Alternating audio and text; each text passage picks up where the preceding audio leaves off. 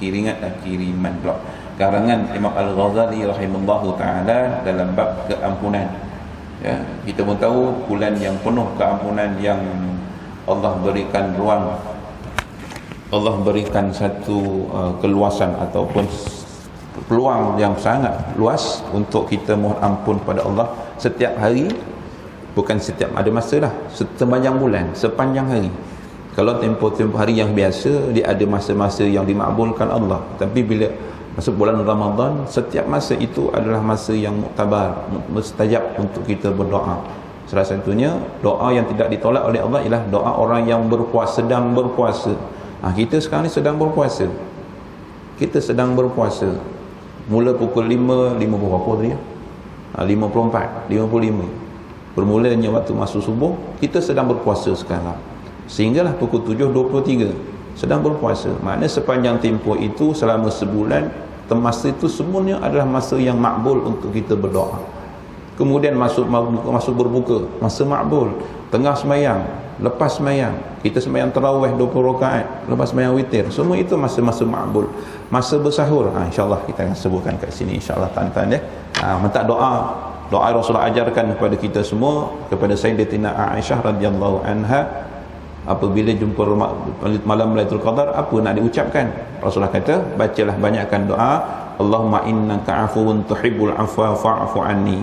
Kata Allah yang suka kepada keampunan dan memberikan keampunan, maka ampunkanlah dosaku. Keutamaan istighfar, mohon keampunan. Allah berfirman, walladzina idza fa'alu fahishatan aw zalamu anfusahum zakarullaha fastaghfaru lidzunubihim. Artinya, dan mereka pada ketika melakukan keburukan ataupun menganiayai diri mereka sendiri, segera mengingati Allah, maka mereka pun minta keampunan di atas dosa-dosa mereka. Ini surah Al-Imran, Allah sebutkan kita semuanya sentiasa menzalimi diri.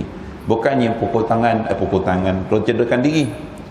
Zalim yang dimasukkan ke sini apabila meletakkan diri ini dalam melakukan perkara dosa. Dia beza zalim kan. Dia lawan zalim adil. Apa mana adil? Adil meletakkan sesuatu pada tempatnya, suatu perkara itu pada tempat yang sepatutnya. Itu adil, bukan sama rata. Itulah adil ni kalau dalam hukum fiqh kan, meletakkan sesuatu pada tempatnya. Lepas tu wali yang adil, pula dah kan. Dalam bab munakahat katanya syarat-syarat tu ialah wali yang adil, saksi yang adil. Takkan saksi sama rata, tak. Saksi yang tidak melakukan dosa-dosa besar.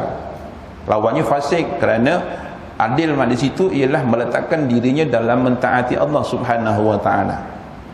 Tidak melakukan dosa besar. Sebab itu dekat sini siapa yang melakukan perkara keburukan, perkara yang dilarang, kemudian zalamu anfusihim, yang menzalimi diri mereka sendiri, iaitu meletakkan dirinya itu melakukan perkara yang dilarang oleh Allah. Zakarullah, apa itu ayat tu kan, zakarullah, dia ingat Allah. Dalam ketika melakukan dosa, dia ingat Allah, maka dia segera berminta ampun dari dosanya, astaghfirullah.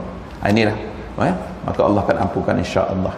Jadi kita ni jangan membiarkan, kalau buat dosa jangan tangguh. Jangan tangguh bertaubat, segera atau beristighfar kepada Allah. Dan salah satu dosa dari Imam Syafi'i, kalau saya ialah dosa, salah satu dosa ialah menangguhkan taubat. Dosa, besoklah taubat, terus buat dosa, taubat, besok buat dosa lagi, taubat lagi. Selagi mana umur kita ada di dalam, kan, nyawa kita ada dalam badan, selama itulah peluang untuk kita bertaubat. Dua pintu taubat, dua peluang yang tidak boleh taubat lagi. Bila dua tanda ini ada, memang tak boleh taubat lah. Yang pertama, apabila nyawa dihorfar, lepas daripada halkum, nyawa selepas daripada halkum, maknanya nyawa di halkum ini dah tak ada peluang dah, taubat dah. Kalau sebelum tu lagi, macam kita ni sekarang nyawa ada seluruh badan dari kaki sampai kepala, peluang untuk taubat. Sampai sini tak adalah ya. Yang keduanya, apabila matahari terbit daripada sebelah barat, tak ada peluang lah. Itu kalau terbit, dia bagi tempoh, matahari tak timbul 3 hari 3 malam. Itu peluang untuk taubat bagi orang yang masa tu. Besok pagi matahari terbit belah barat, tak ada ampunan dah, selamat dah. Siapa yang buat dosa, bertusalah dengan dosa mereka, wa'alaikumsalam. Baik, yang seterusnya, wa may ya'mal su'an aw yazlim nafsahu summa astaghfirillah yajidillaha ghafurar rahim. Barang siapa yang melakukan kejahatan ataupun menganiayai dirinya, sekali lagi, buat kejahatan sama juga macam ayat tadi juga, buat perkara buruk kemudian ataupun menganiayai diri mereka sendiri, yazlam nafsahu, buat doa menzalim, biarkan dirinya dimurkai oleh Allah. Summa astaghfirillah, maka kemudian dia meminta ampun kepada Allah, yajidillahu ghafurur rahima. Ketahuilah bahawa nescaya Allah itu Maha Pengampun. Didapati, nescaya kamu akan dapati bahawa Allah itu Maha Pengampun lagi Maha Mengasihani. Allah Maha Pengampun. Allah nak tunggu kita minta ampun je. Dosa memang tetap ada.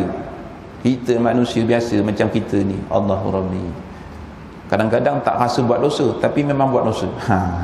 Tetapi Allah tahu dah itulah perangai hamba-Nya, maka Allah sedia menerima keampunan. Maha Pengampun, bukan setakat menerima ampun, dia Maha Pengampun. Allah nak tunggu ucapan dari kita minta ampun atau tidak. Itulah Allah Maha Pengampun dan Maha Penyayang. Tengok Ghafurur Rahim. Allah Maha Pengampun dan Maha Penyayang.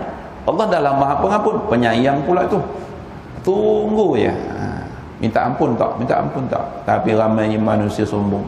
Allahu Rabbi, sombong dengan Allah. Dahlah rezeki Allah bagi setiap zarah. Rezeki semua hidup kita semuanya daripada Allah, setiap zarah Allah yang bagi, percuma. Dahlah bagi rezeki percuma, buat zalim pula, langgar perintah Allah. Dan Allah tak heran lagi. Kalau kamu buat dosa, mintalah ampun. Tak juga.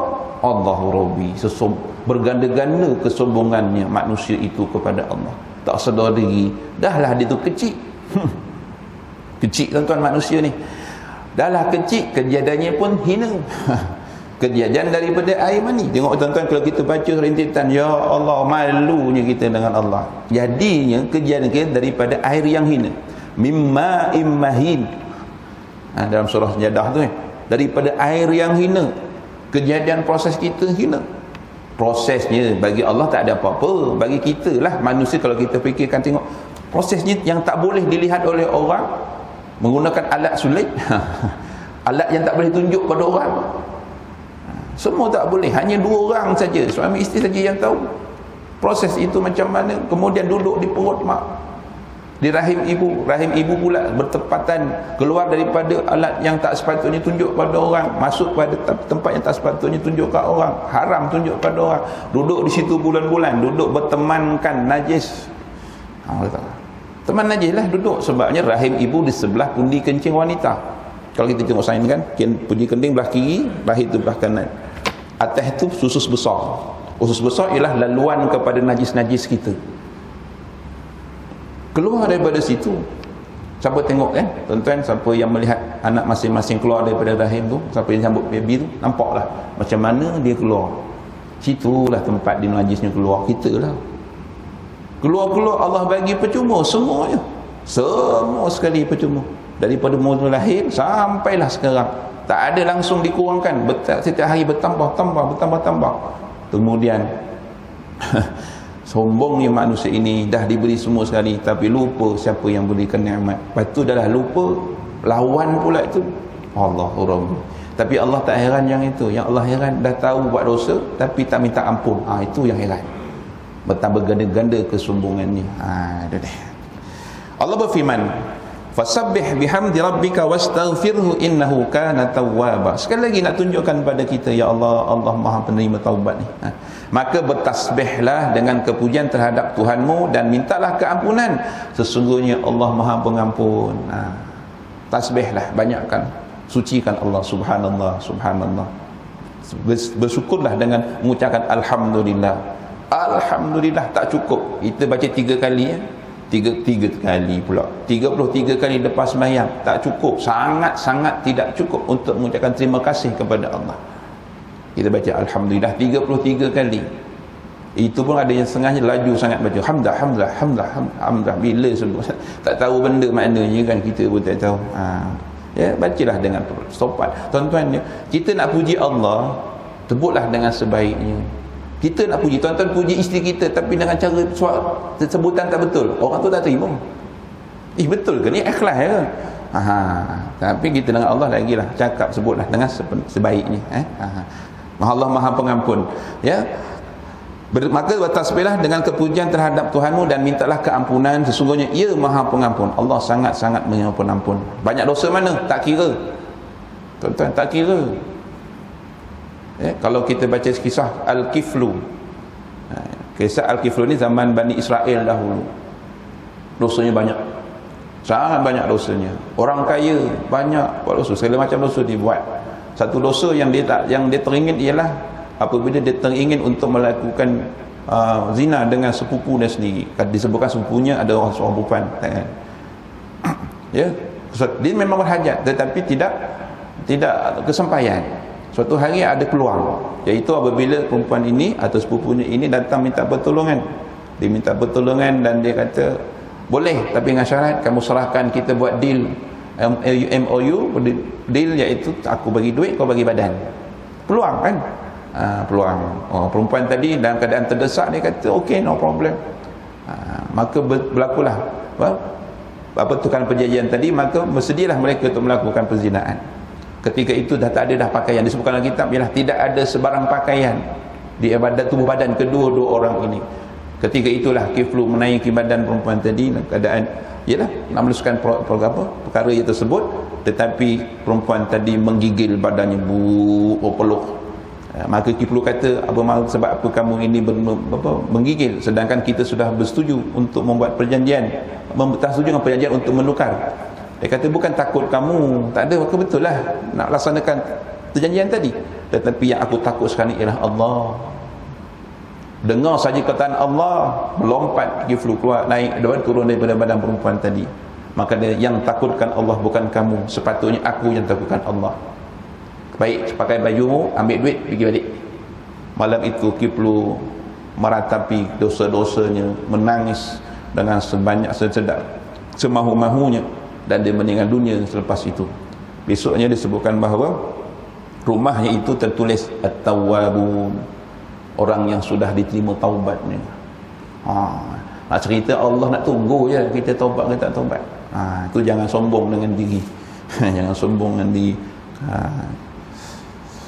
Kemudian Allah lagi peluang lagi, wastaghfirina bil ashar, orang yang minta ampun pada waktu sahur. Inilah nikmat yang Allah beri pada bulan Ramadan. Sebab kita bangun sahur setiap hari 30 hari, dalam bulan itu bulan keberkatan. Allah bagi peluang pula minta ampun pada waktu bersahur, waktu akhir tu. Jadi tuan-tuan, ketika bangun sahur jangan lupa untuk sembahyang tahajud, mintalah ampun. Ketika kalau tak sempat pun angkat tangan minta ampun. Waktu itu waktu yang mustajab, minta ampun. Peluang yang sangat hebat. Batu sahur itu bukan setakat makan itu berkat. Makan itu sudah berkat. Sebab apa berkat? Waktu itu berkat. Waktu itu, waktu sahur itu waktu yang Allah sedang menerima, menanti-nanti permohonan hamba-Nya. Allah Rabbi, baca doa makan pun dah ada keberkatannya. Allahumma barik lana fi ma razaqtana wa qina azabannar. Besar sangat makna doa tu. Kita diajar dari kecil, ini waktu doa makan. Tak, bukan semata-mata makan satu. Cuba tengok maknanya apa. Allahumma barik lana, ya Allah berkatilah kami, fima, dalam apa, razaqtana, yang kamu rezekikan. Apa tuan-tuan rezeki tu? Makan saja ke rezeki? No. Seluruh perkara yang kita gunakan untuk kehidupan kita, memberi kesenangan kehidupan kita adalah rezeki Allah. Bayangkan, dan ujungnya paling besar sekali. Paling besar sekali itu dia, waqina azabannar, bebaskan daripada api neraka. Tuan-tuan, inilah dia perkara yang sangat besar. Kita diajar dulu ni doa makan. Tak makan, tak baca doa, tak makan. Padahal kita boleh baca segala perkara pun. Naik kereta baru, ada orang nak beli motor baru kan, tak sampai-sampai. Kereta baru, bismillahirrahmanirrahim, Allahumma barik lana fima razaqtana, engkau gunakan motor ini ya Allah, berikan keberkatan motor ini ya Allah. Wa qina azabannar, dan hindarkan kami daripada api neraka. Mudah-mudahan dengan motor yang ada itu Allah akan gunakan, lalukan kita kepada perkara-perkara kebaikan sepenuhnya. kereta ke, baju sama juga. Tapi kita diajar, tak ada masalah saya katakan doa makan tu, tapi itu satu khusus, memang rezeki, makan itu rezeki, apatah lagi makanan itu sebagai sumber tenaga kepada kita keseluruhannya.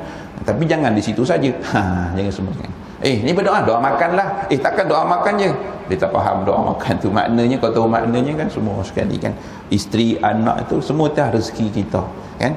Kesihatan, Allahu Rabbi, tuan-tuan, kesihatan kan, pengalaman masuk ubat 3 hari, Allah itu baru sikit, tak demam pun sikitnya, apatah lagi orang yang ada demam dan sebagainya. Allah, tuan-tuan, jaga kesihatan, nikmat yang Allah beri kepada kita yang sihat ini, itu nikmat yang tidak boleh dijual beli.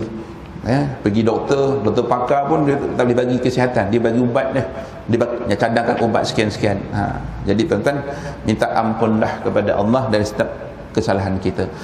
Kanu qalilan minal lail ma yahja'una bil ashar hum yastaghfirun. Allah sebutkan lagi, mereka itu sedikit sekali tidur pada waktu malam, dan pada waktu tengah malam itu mereka minta ampun. 1/3 malam minta ampun. Kemudian ni ayat-ayat hadis, ayat-ayat Al-Quran yang menggambarkan kepada kita betapa Allah sentiasa menunggu-nunggu perkara pengampunan daripada kita, permohonan keampunan daripada kita. Allah tunggu-tunggu waktu utama, ya waktu 1/3 malam yang Allah sendiri hadis lain turun ke langit dunia untuk mendengar, wahai hamba aku, siapa yang nak minta aku nak perkenan, siapa yang nak bunuh aku nak makbul, siapa yang minta ampun aku nak beri keampunan. 3 perkara minta, Allah nak bagi, doa Allah nak makbul, ampun Allah nak bagi ampunan. Rugi tak guna masa. Jadi kita ada peluang 6 hari lagi. Tinggal 6 hari lagi, baru tinggal hari, tak apa, 6 hari pun 6 hari lah, yang penting ambil peluang. Dalam hadis lain Allah Rasulullah sebutkan, subhanakallahumma wa bihamdik Allahumma ufilni innaka antat tawwabur rahim. Maksudnya engkau ya Allah, ya Tuhanku, aku memujimu ya Allah, ya Tuhanku, ampunilah aku, sungguhnya engkau maha pengampun, maha mengasihani. Ini Rasul sendiri yang menyebutkannya. Rasulullah minta ampun, tuan-tuan. Allahumma ufilni innaka antat tawwabur rahim. Rasulullah minta ampun. Rasulullah ada dosa ke? Tidak ada. Tetapi nak ajar hamba-Nya, Allah nak ajar umat-Nya, hamba-Nya. Rasulullah nak ajar umat-Nya, berdoalah dengan ini, doa yang sangat doa maksur, sebab datang daripada Rasulullah. Allahumma ufili innaka antat tawwabur rahim. Ya Allah, ampunkan dosa aku, sungguhnya engkau maha penerima pengampun dan maha mengasihani, penerima taubat dan maha mengasihani. Kemudian Rasulullah sebutkan lagi, man aktsara minal istighfar ja'alallahu lahu min kulli hammin farajan wa min kulli dhiqin makhrajan wa razaqahu min haitsu la yahtasib. Allah, ini kelebihan orang banyakkan istighfar. Man aktsara minal istighfar, siapa yang memperbanyakkan mohon keampunan kepada Allah, ja'alallahu lahu min kulli hammin, nescaya Allah akan menukarkan segala kesulitannya menjadi kelapangan. Ja'alallahu lahu min kulli hammin farajan, segala kesulitan akan jadi kelapangan, akan jadi mudah. Wa min kulli dhiqin makhrajan, dan segala kesempitan diberikan jalan keluar. Wa razaqahu min haitsu la yahtasib, dan dia akan memberinya rezeki tanpa terkira pun banyaknya. 3 perkara. Siapa yang banyak istighfar, jaminan Rasulullah. Apa dia? Pertama, segala kesulitan akan diberikan kemudahan.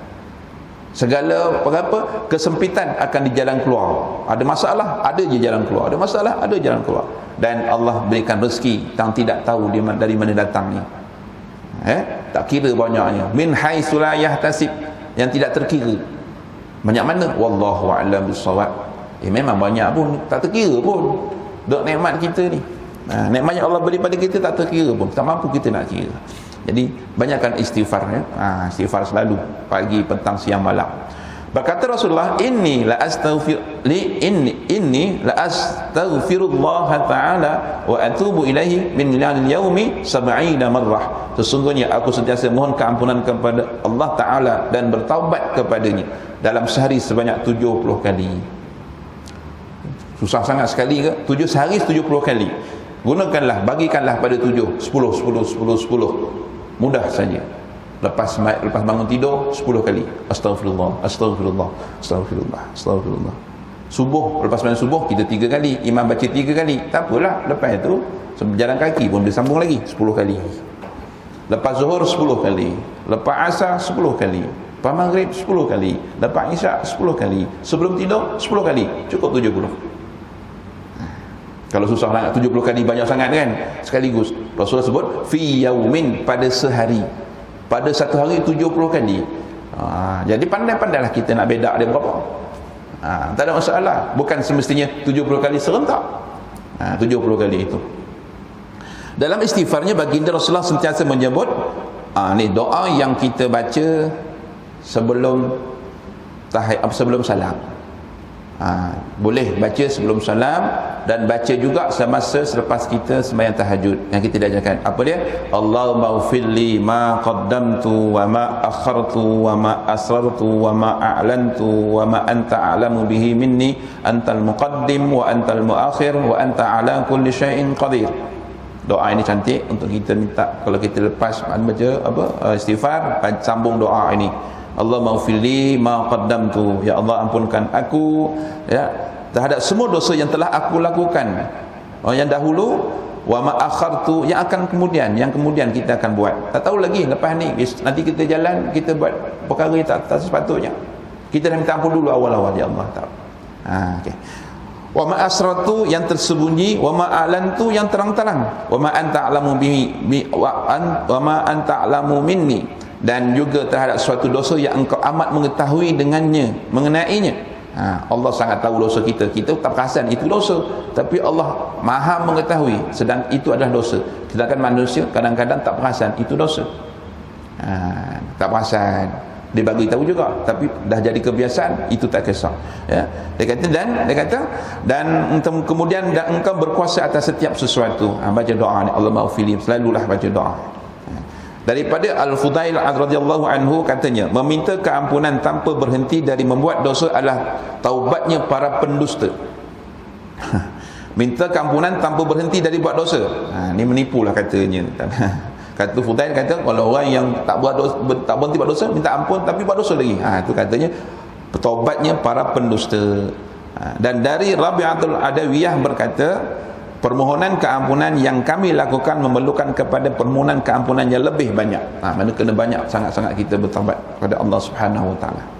Adapun tentang wirid-wirid di pagi hari dan petangnya juga, sesudahnya setiap sembahyang dan pada waktu tengah malam, kami telah menyediakan bab yang tersendiri mengenainya bagi orang yang inginkan mempelajarinya, sila rujuk bab tersebut. Ini disebutkan Imam Ghazali, banyak lagi tentang amalan-amalan istighfar yang perlu kita lakukan, yang boleh kita lakukan, terutamanya lepas sembahyang, wirid-wirid yang sedia ada, banyaklah istighfar. Ini adalah peringatan pada kita semua bahawa kelebihan istighfar itu sendiri. Jadi banyakkanlah kita beristighfar kepada Allah. Mudah-mudahan dengan itu kita akan sentiasa diberkati oleh Allah Subhanahu Wa Taala. Ya, semalam sahabat jiran saya meninggal dunia di kampung. Amalannya subhanallah, dia meninggal hari Jumaat bulan Ramadan ya, Jumaat semalam. Terdapat baliklah tengok-tengok sebab hospital malam tadi dikebumikan. Tuan-tuan, apa amalannya? Tak ada, tak hebat mana pun, tapi sembahyang fardu berjamaah tidak tinggal. Pecut je dia kalau nak sembahyang. Pecut dia nak sembahyang. Tu dia. Saya tengok cemburulah kita tengok dia kan. Orang yang rumahnya tak besar. Anak beranaknya 9 anak, ni 10 orang. Anak ramai penuh 10 orang, 7 daripada tahfiz. Isterinya kerja kampung kan, dia kerja kampung. Dia jemput dah baru ni, sebelum ni stroke. Dia kata, Ustaz jangan lupa raya ke-7 datang rumah, nak nikahkan anak yang kedua akhir. Cucunya dah ramai dah. Tapi tak sempat lah dia ya. Raya minggu depan, tapi dia tak sempat. Allah sambut dalam tuan-tuan perasan tak, malam 25 Ramadan, hari Jumaat bulan Ramadan, dia Allah sambut. Allah Rabbi nikmat kan. Tapi amalan ni tentulah yang saya nampak, sembahyang jamaah dia tak pernah tinggal. Itu je lah. Yang lain-lain saya tak tahulah, yang lain saya tak tahu, wallahu alam kan. Tapi depan mata yang itu saya nampak. Anaknya pun sentiasa jaga sembahyang semua sekali. Isterinya Allah Rabbi yang sangat patuhlah kepada wallahu alam. Tuan-tuan, bila tengok balik kita, bilakah Allah nak panggil, dalam keadaan apa yang Allah nak panggil? Itu soalan dia. Bila pertama, adakah sedang bekerja, adakah sudah pencen, kita tak tahu. Dia dah pencen, baru pencen 2 tahun, itu pun option. Umur 56 dia pencen. Satu. Yang keduanya, dalam keadaan bagaimana dia nak sambut kita, nak panggil kita. Itu yang kita nak selalu, ya Allah panggillah dalam keadaan kau rahmati aku. Jangan masa kita buat pengangai tak elok. Sebab itulah dalam bab istighfar ini kita kena sentiasa beristighfar, kerana kita tak tahu pada masa apa, saat apa, keadaan bagaimana Allah panggil kita. Supaya kalau kita sentiasa istighfar, mudah-mudahan sepanjang masa memang kita sudah berada dalam keadaan Allah ampuni kita. Bila dalam keadaan itu, insya-Allah Allah akan berkati kehidupan kita dunia dan akhirat. Cukuplah kerana itu tuan-tuan, pada hari ini bidang terjun mengenai Ustaz Fadli malam tadi baru maklum kan, jadi persediaan pun tak banyak. Jadi mudah-mudahan apa yang saya baca, yang sama saya bacakan, bukan saya baca, saya tolong bacakan ini menjadi panduan kepada kita, insya-Allah. Yang baik daripada Allah, yang lemah diri saya sendiri. Aku ni qauli hadza fastaghfiru fa ya fawzal mustaghfirin wa ya najatat taibin. A'udzubillahi samii'il 'aliim minasyaitonir rajim. Bismillahirrahmanirrahim. Asbahna wa asbahal mulku lillahi walhamdulillahi la syarika lah, la ilaha illa wa ilaihin nusyur. Asbahna 'ala fitratil Islam wa kalimatil ikhlas wa 'ala dini nabiyyina Muhammadin sallallahu alaihi wasallam wa 'ala millati abina Ibrahim hanifa wa ma kana minal musyrikin. Allahumma inna asbahna minka fi ni'matin wa 'afiyatin wa sitrin fa atimma 'alaina ni'mataka wa 'afiyataka wa sitraka fid dunya wal akhirah. Allahumma ma asbahna min ni'matin aw bi ahadin min khalqika faminka wahdaka li wahdaka la syarika lak wa laka wa lahu. Allahumma rabbana zidna ilma warzuqna fahma wa 'amalan maqbula ya muqallibal qulub sabbin qulubana ala dinik wa ala ta'atik. Wa sallallahu ala sayyidina Muhammad wa ala alihi washabbihi ajma'in walhamdulillahi rabbil alamin. Tangguh dengan tasbih kafar dan salatul asr. Subhanakallahumma wa bihamdik, subhanakallahumma wa bihamdika, asyhadu an la ilaha illa anta astaghfiruka wa atubu ilaik. Bismillahirrahmanirrahim. Wal 'asri innal insana lafi khusr alladzina amanu wa 'amilus solihati wa tawassaw bil haqq wa tawassaw bis sabr. Assalamualaikum warahmatullahi wabarakatuh.